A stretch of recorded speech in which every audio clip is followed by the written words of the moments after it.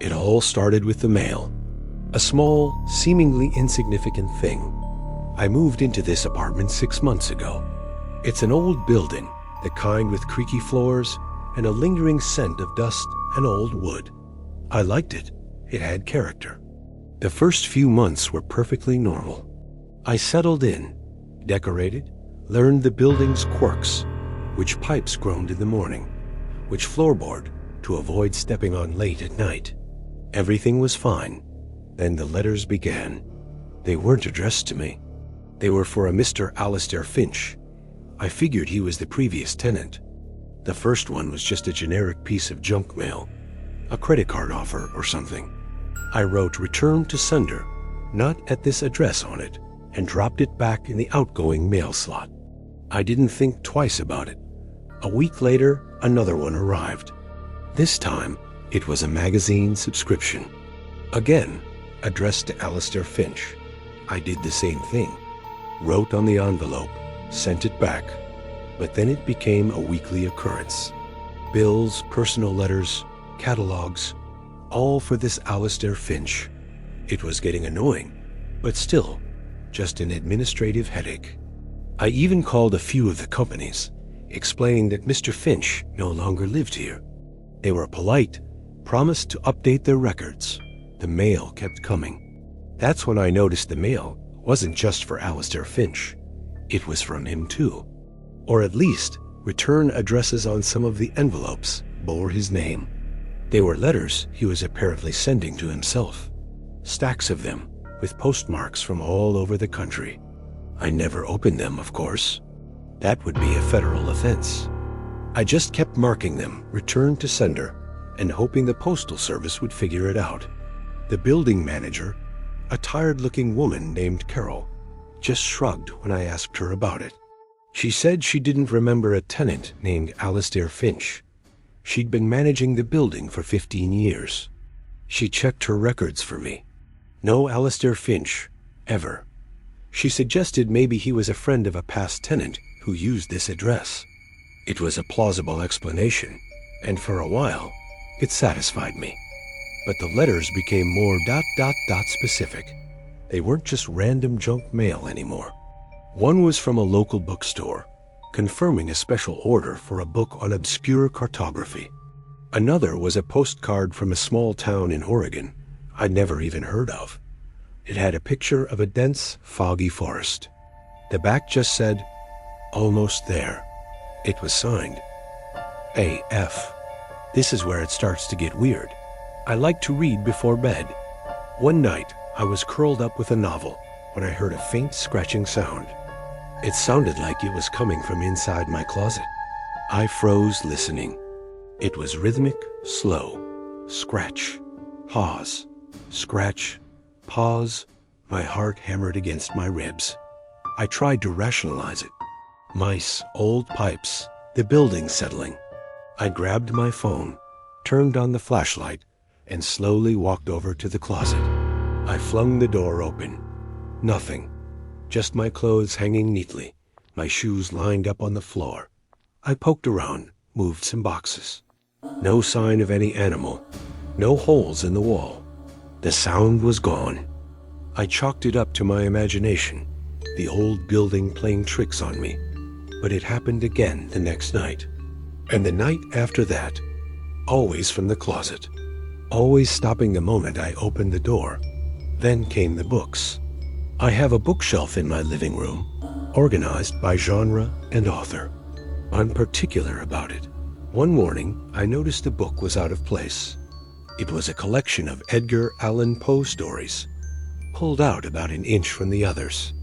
I pushed it back in, figuring I must have done it myself without realizing. But the next day, a different book was out of place. This time, it was a travel guide to New England. And the day after that, a history of maritime navigation. I started to feel a constant, low-grade sense of being watched. The feeling you get when you're alone in a room, but your neck prickles. I'd turn around quickly, expecting to see someone, but there was never anyone there. My keys wouldn't be where I left them. The TV remote would be on the kitchen counter. Small things. Tiny disruptions to my routine that were just plausible enough to be my own forgetfulness. But they were adding up, creating this tapestry of unease.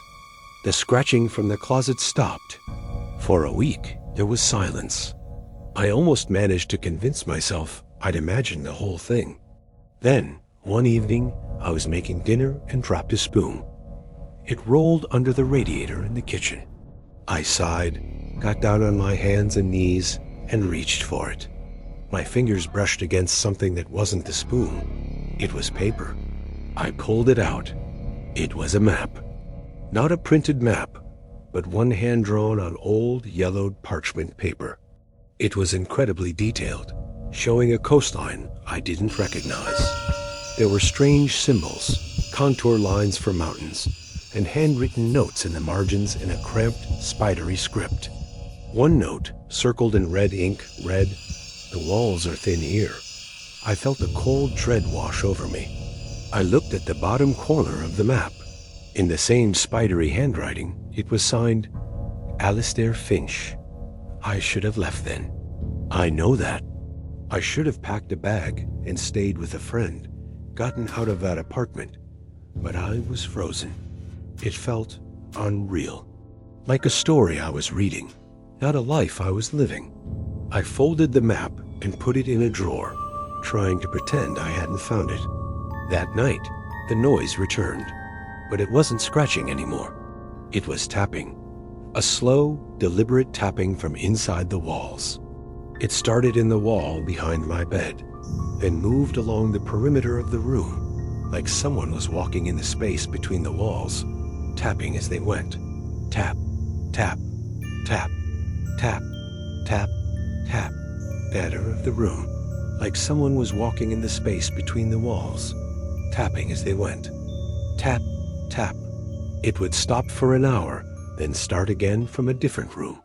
The kitchen, the bathroom, the living room wall, right behind the bookshelf.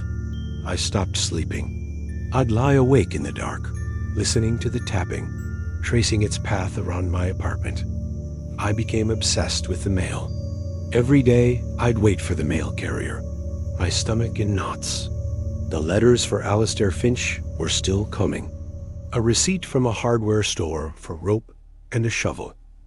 A confirmation for a one-way train ticket. A simple blank postcard with a single fingerprint smudged in black ink. The final straw happened last Tuesday. I came home from work, exhausted. The apartment was cold, colder than usual. I walked into the living room and stopped dead. All of the books on my bookshelf were on the floor. Not knocked over, not in a heap. They were arranged in a spiral pattern, starting from the center of the room and spiraling outwards. And in the very center of the spiral, right on the hardwood floor, was a single brand new envelope. My hands were shaking so badly, I could barely pick it up. It wasn't postmarked. It hadn't come through the mail. It was just there. For the first time, the name on the envelope wasn't Alistair Finch. It was my name.